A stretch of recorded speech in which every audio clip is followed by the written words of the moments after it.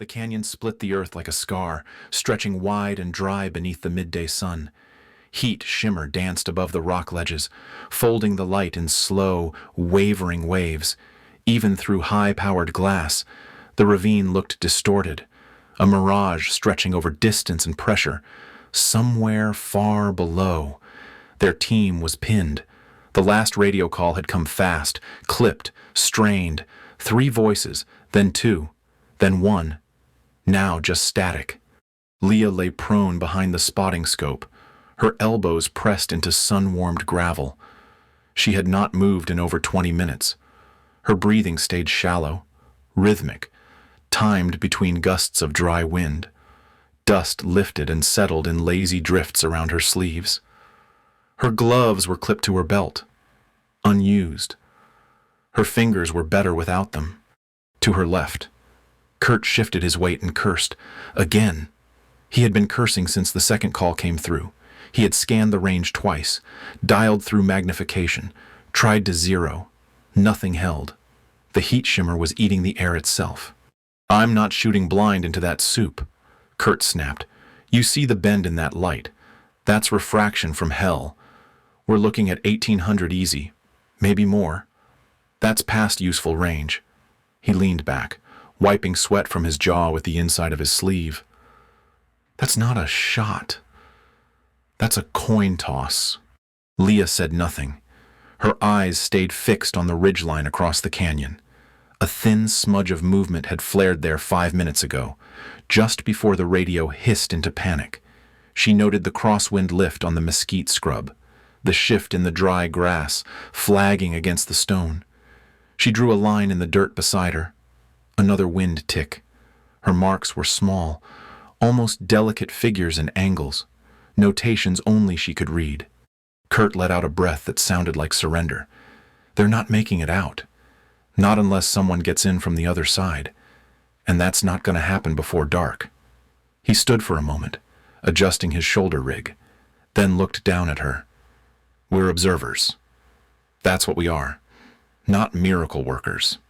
Leah finally spoke, her voice low and flat. "I can try." Kurt barked a laugh. "Try what you gonna bend gravity, that shot's not real. You're looking at 1800.0 if you're lucky. Wind's unstable. Light's a mess. Target isn't even fixed. You don't try that. You walk away from it."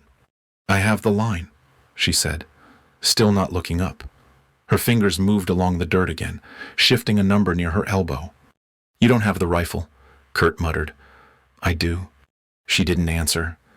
The rifle sat between them, resting in its bipod cradle, barrel forward, chamber open. It had been idle for too long. Heat waves distorted the optics, and the matte black paint was almost too hot to touch. Leah kept her hand near it, but never reached for it. Another burst of static hit the headset, then a single word, broken and drowned in interference. "Flank north, cover." Then nothing. Just the faint sound of wind pressing into silence. Kurt took a step back from the weapon. "We can't do anything here. We log it. We report it. We move. I'm not putting my name on a round that's going to ricochet off a bluff and tag a survivor. That canyon eats bullets." Leah didn't blink. Elevation hold at 20.6. Drift under the ridge is pushing 4 left. Mirage folds every 7 seconds. That gives a 2-count window for break clarity. Kurt stared at her. "You measured mirage?" "Yes." "You wrote that in dirt?" "Yes." Kurt shook his head. "You're guessing." "That's just math. It's not a shot." Leah didn't respond. She drew one more line, curved at the edge, just above the last number. Her breathing hadn't changed. Across the canyon, a plume of dust rose fast, low, distinct. A footfall. Maybe. Someone was still moving. Kurt dropped into a crouch again, but he didn't touch the rifle. His hands hovered. Even if you're right, no one hits that cold.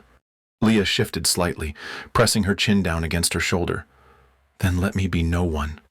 The radio cracked again, a brief whisper of background yelling, then went quiet. Kurt didn't argue anymore. He stepped back. He didn't hand her the rifle. He just left it sitting there, as if it no longer mattered. Leah adjusted the cheek rest and dropped her hand to the side of the stock. She did not lift it. Not yet. The wind had changed. Mirage rippled again. Her math held steady in the dirt beside her elbow. The canyon didn't care who believed what was possible, and neither did she. Leah learned to read wind before she could parallel park. Not the kind you feel in your hair, but the kind that lifts mirage in the late morning, pushes dust against stone, and whispers through glass without a sound. Her brother taught her that. His name was Aaron, and he made wind drift feel like a language. On weekends, while others played basketball at the base gym, Aaron took her to the far end of the range with a notebook and a broken spotting scope taped to a tripod leg. "Forget what it feels like," he used to say. "Trust what it shows you." He let her call the drift, sketch the shimmer, mark the ripple lines. She was 12 when she predicted her first wind hold to within 1/10 mil. He didn't say much, just nodded and drew a check mark in her notebook. She smiled so wide her cheeks split against the dry air. Aaron died in northern Afghanistan. It wasn't a rifle. It was a convoy. Wrong road. Wrong time. Leah never asked for details. She just found the Mirage calculator he built by hand, a sheet of transparency film laid over a laminated grid. She tucked it in the back of her range book and never used anything else. When Leah started advanced marksmanship, she didn't speak much. Others talked loud at the racks, tossing gear, quoting specs, adjusting their rigs in showy flourishes. Leah showed up early, folded her bipod legs slow and even, and shot in sequence. Her scores were sharp, consistent. Her instructors called her steady but forgettable. One even said it like a compliment. The first legendary shot came at night, on the second week of long-range cert. Wind chalk had been tossed at the far targets to catch the cross drafts. The air was dry, the sky black, the glow sticks pinned low near the floor of the valley. Her partner missed twice, struggling with the irregular terrain bounce, and she asked for the rifle. The instructor chuckled. "You're spotting, not shooting." He turned his back. She picked up the weapon anyway, dialed manually, used her own correction, not the card issued that morning. Her round passed through the glow zone at a clean arc. They called the hit a fluke. The instructor stepped in and made the next shot himself, matching her hold exactly. The logbook recorded it under his name. Leah didn't protest. That night she scratched the same solution onto the cardboard flap of her ammo box. She folded it once and taped it into the back of her range binder. She passed all the modules, everyone, but they never made her a shooter, not officially. In every unit rotation after that, she was placed on optics. Her profile said spotter. Her reputation said careful. Her math said otherwise. She never complained. Her old logbook lived in the front pocket of her pack, spiral-bound, stained with sweat, edges curled from heat and time. Inside, her writing curved in tight patterns, wind calls, vapor trails, arc math calculated to the second decimal. No page was wasted. Some held data from ranges she never officially trained on. Others listed mirage intervals by region and temperature shift. She copied Aaron's old data into the margins over the years, never correcting his numbers, just adding context. If his math was off, she adjusted it on a separate page. She respected the ink too much to erase it. There was a suppressed rifle she never used again after the instructor claimed her shot. It stayed wrapped in an oilcloth inside her hard case. She cleaned it once a month, just to keep the action smooth.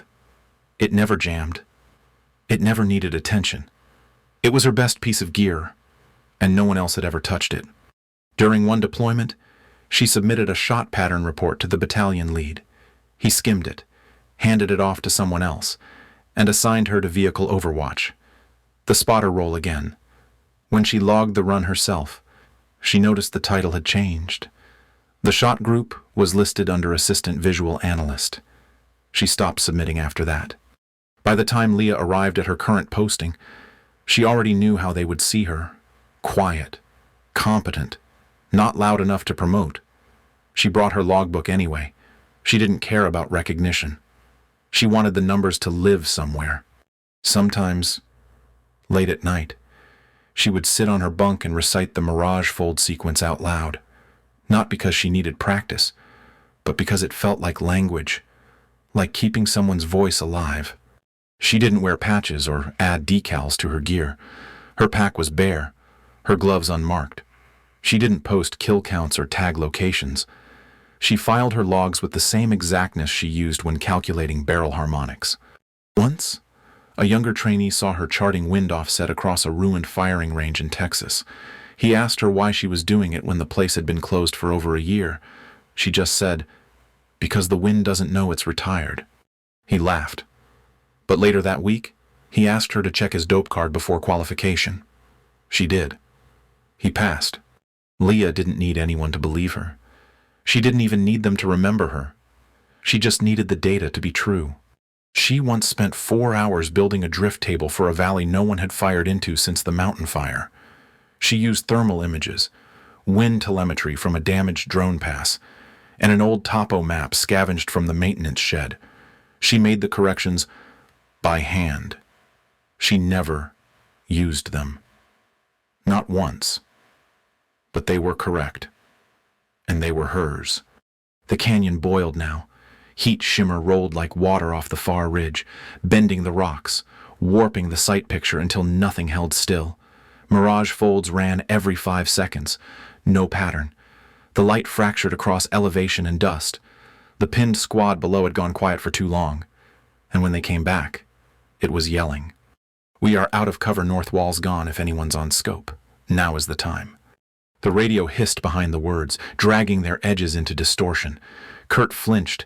His hands were on the rifle, but barely. He kept shifting, dialing, squinting, then pulling away. The elevation wouldn't settle. The heat waves curled the view like plastic above flame. "This isn't going to happen," he muttered. "Not clean. Not today." Leah was still beside him, propped on her elbows, face behind the glass of the spotter scope.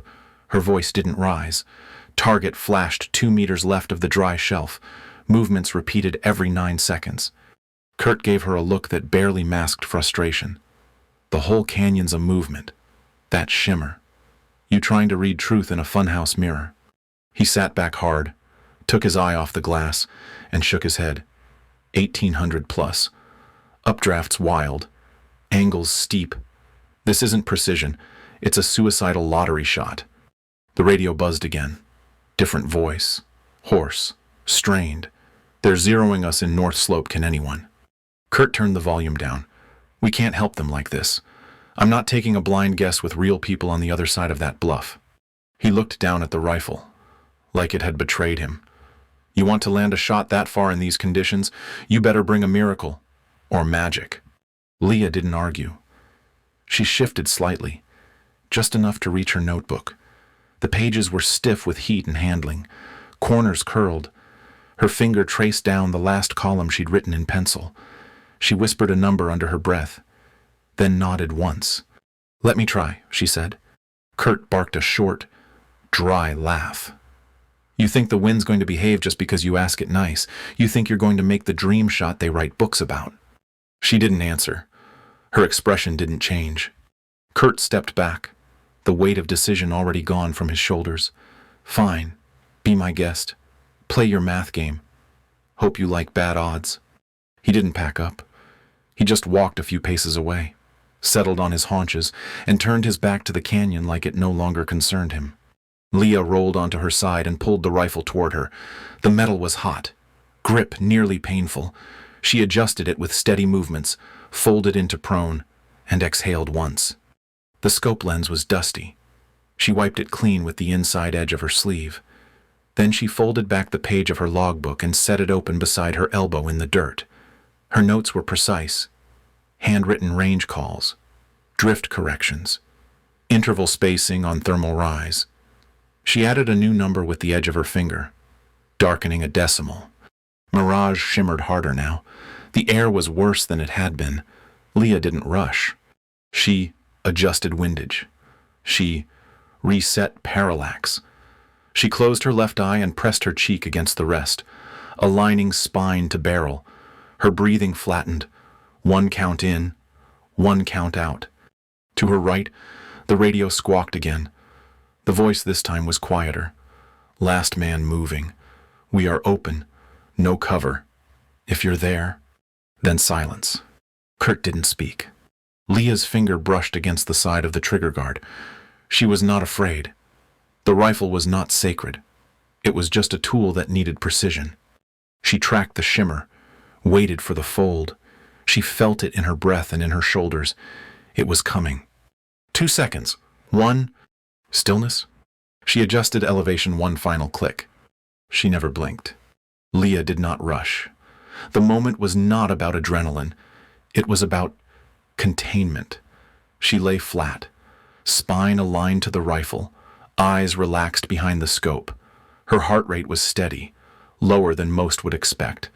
Her breath moved in shallow waves, measured, mechanical, controlled. The rifle had become an extension of her body, not in metaphor, but in the exact way her shoulders seated into the stock, how the arc of her back formed a single line through the barrel. Mirage shimmered harder now. It lifted from the canyon in swells, blurring distance in looping waves that bent upward. Through the scope, the ridgeline danced. Targets flickered and stretched, heat warping steel and stone into a liquid blur. Most would call it unreadable. Leah didn't blink. She watched the distortion pulse. Every 7 seconds it cleared. Briefly, like a tide pulling back. She had timed it without a stopwatch. Her breath worked better. 1, 2, 3. On 7, the shelf reappeared. Just long enough to take another reading. The bluff's shadow had shortened slightly. She used that to adjust angle. Her thumb brushed the elevation knob once, twice, less than a 1/4 mil total. She settled back in. Beside her left elbow, the dirt showed faint smudges, numbers scratched quickly but cleanly. Wind call, drift, height over bore, interval spacing, correction angles. Every mark came from her own hand. No apps, no rangefinder, only time, memory, and the rhythm of heat. The radio flared again, this time weaker, rough with static. We are open. This is the last run we cannot hold. Then nothing. Leah didn't flinch. Her world had narrowed. The ridge, the scope, the shimmer, the breath. The rifle rested between her and the silence like a boundary line. She didn't grip it. She became it. She counted again. 1, 2. Mirage lifted. 4, 5. Crosswind flipped a dry branch into view. 6. Then the shimmer pulled. 7. The shelf snapped into brief clarity. A head shape, possibly helmeted. Still, exposed. She held it in her vision half a second, long enough to read slope angle, contour shift, shadow edge, and the open gap behind it. She corrected for a slightly tighter hold. Another fractional adjustment on the elevation knob. Her right hand returned to the grip. Her index finger curled gently toward the trigger housing but never touched. The breeze reached her again. A thin, warm wind traced across the ledge. It nudged a piece of her braid loose from the band at the nape of her neck. She ignored it. She closed her left eye and let the rest of the world go. Her cheek settled into the weld. No pressure, just placement. The stock and her face fit without friction, without air. The rifle was no longer a tool. It was a line of understanding. To her right, dust moved in a long ripple across the lower ledge. That confirmed her wind math, compression, terrain funneling, slight right pull expected. She adjusted windage 2 clicks left, slow, careful, confirmed. Her notes in the dirt stayed undisturbed. A breeze moved over them. But she had written deep enough to resist erosion. Even the smallest lines remained visible fractions and hashes, a library of her preparation. She trusted them. The trigger was light, 1/2 pound, maybe less. She never pulled it. She made contact, let it break when it was ready. That was the difference between force and trust. She aligned her breath with the pulse of the Mirage. 7 seconds. Clear. She waited. Again, then again. 1 pass to observe, 1 to verify. one to confirm. She was patient. Her mind moved through the known values not as active math, but as memory. She knew this canyon now, not by map, but by feel. How the sun angled off the granite face, how the bluff dragged the thermal, how the trees below responded half a second late. She waited one more interval. The shimmer broke. The shelf returned. She didn't hesitate. Her finger moved in a clean arc, not down, not inward, just settled. The trigger wall gave with a gentle break. The rifle kicked into her shoulder with a soft push. The bipod legs held. Dust rose in a slow curl under her right forearm. She did not move. The shot was already flying, but sound took longer to cross. She stayed behind the scope. She knew better than to chase results with her eyes. 1 second, then 2. The delay always made it feel unreal. Then, across the canyon, a puff of dust kicked against the bluff. A shape collapsed. Nothing dramatic, just a small, sharp shift in gravity. Leah exhaled what was left of her breath. Then she made her second adjustment. Wind was turning again. She felt it behind her left shoulder. Slight downdrift this time. Not strong. Just enough to register on the fine hairs above her collarbone. She did not write this change down. She didn't need to. It lived in her posture now. Her fingers rotated the knob 1 click right. She reset her breathing. Not for glory, not for fear, for alignment. Kurt was behind her now. She knew without looking. He wasn't speaking. The radio was silent.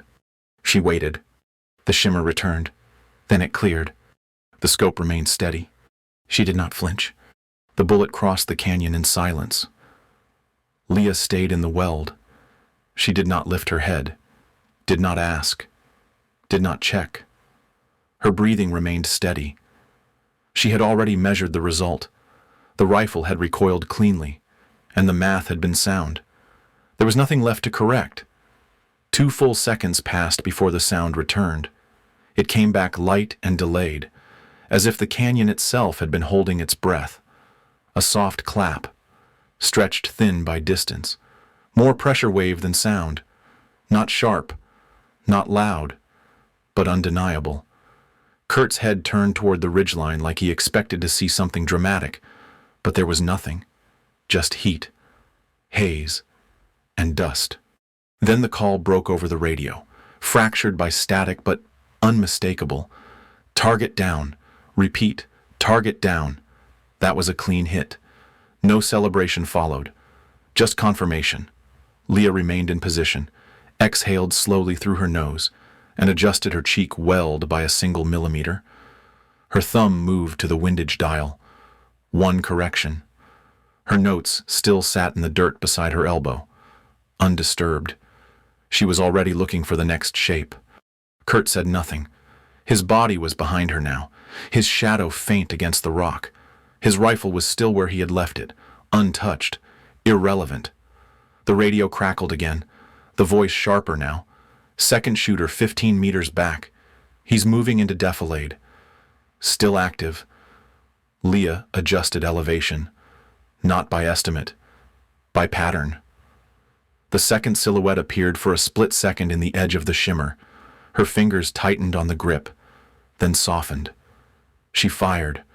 The shot traveled with the same invisible arc, cutting through heat and drift with perfect symmetry. Kurt didn't speak. He didn't breathe, from what she could tell. His eyes were fixed across the canyon. A pause, then a puff of dust, a sudden motion. Something tipped backward, slow, graceless. A helmet rolled free and disappeared behind a rock. The voice on the headset cracked with urgency. 2 down. Repeat 2 down. We are moving now. Under cover. Across the canyon. Motion erupted. 4 shapes broke from the scrub, blurred by mirage, but running.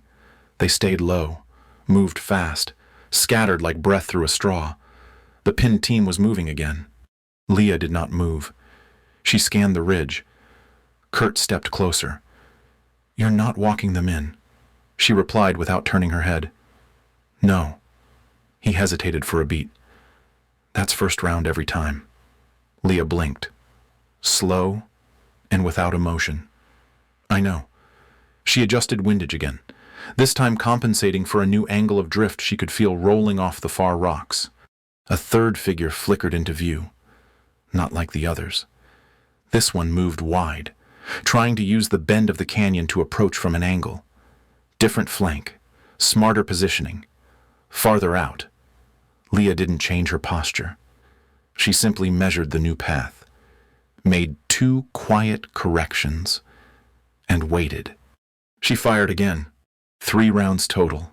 Kurt knelt beside her now, close enough to speak at a whisper. You saw it before it happened. Leah didn't answer. He looked at her face, then back at the scope. Most people can't. That wasn't just a shot. She kept her eye in the glass. It was a solution. He glanced down at the notes beside her. The dirt was smudged in some places, but the numbers were still readable. Elevation brackets, drift windows, mirage fold intervals, scratched in pencil and overlined in the edge of her thumbprint. Kurt reached toward them, then stopped himself, as if touching them might break something sacred. You tracked mirage frequency? He asked. I counted 7 seconds per fold, she said. That's not in any manual I've read. No, it isn't. The radio flared again, but this time the tone had changed. Overwatch, we're clear, reached fallback. Whoever you are, thank you. That shot saved all of us. Leah finally pulled her head from the scope. Her neck made a soft pop as she shifted her weight and blinked once. Not from fatigue, from habit. She had been on the glass too long. Her braid stuck slightly to the side of her neck, damp with sweat. The rifle beside her vented a slow ribbon of muzzle heat into the still air. Kurt just stared at her. He didn't have a follow-up. He didn't have a challenge. He just looked at the woman who had stayed silent, steady, and right. The rifle between them still held heat along the barrel. Mirage lifted from the metal in soft curls, warping the air above it. You didn't guess, he said again. No. You didn't hope. No. Kurt exhaled, dropped into a crouch, and picked up his own rifle. He didn't load it. He just held it. I've never seen a shot like that. Any of them. Leah returned her attention to the notes. She brushed the edge of the dirt with her fingertips, erasing one smudge, correcting a line. It wasn't about seeing it, she said. It was about knowing where it would be. The canyon had quieted again. The pin team was gone, headed back toward safety. The ridge was empty. The scope now showed only heat shimmer, rising from rock and brush like steam. Then, from somewhere beyond the canyon wall, the third echo returned. Delayed. Subtle.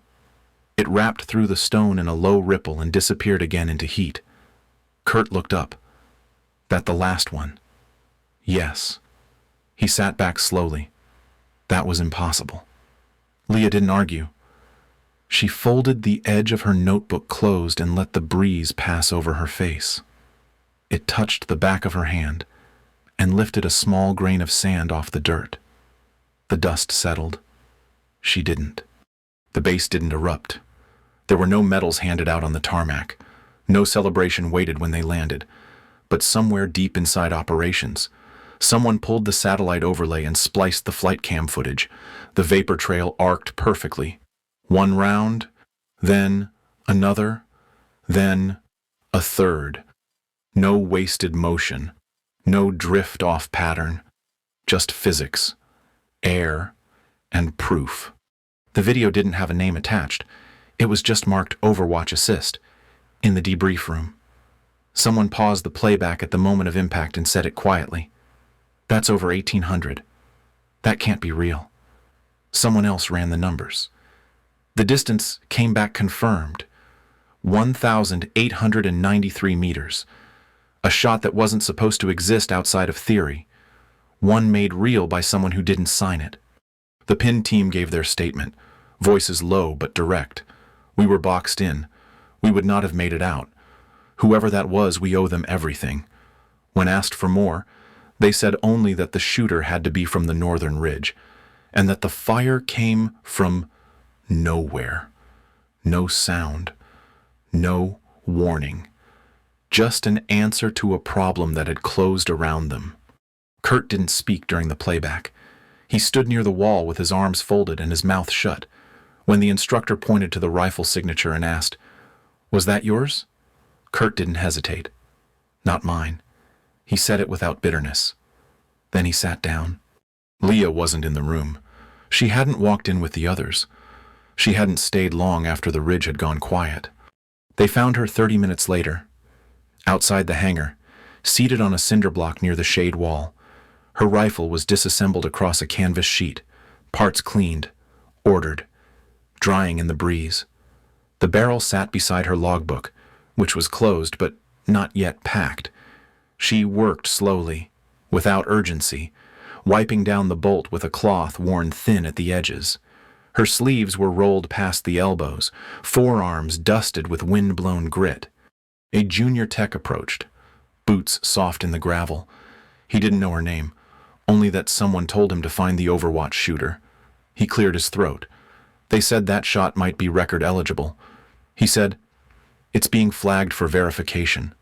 Leah didn't look up. She checked the extractor and set it aside. The cloth moved in her hands like part of her breathing. "They just want to know who did it," he added. "They're asking." She folded the cloth once, cleaned the back of the firing pin, and said, "I logged it." That was all. The tech didn't press. He stood for a few more seconds, then nodded and left. Leah assembled the bolt and chambered it into the upper housing. She oiled the latch, sealed the case, and brushed a streak of dirt off her sleeve. The notebook she packed last. She opened it once, looked at the page, and tapped her finger on the margin right where the number had been. Then she closed it, tied the elastic band, and slid it back into her gear.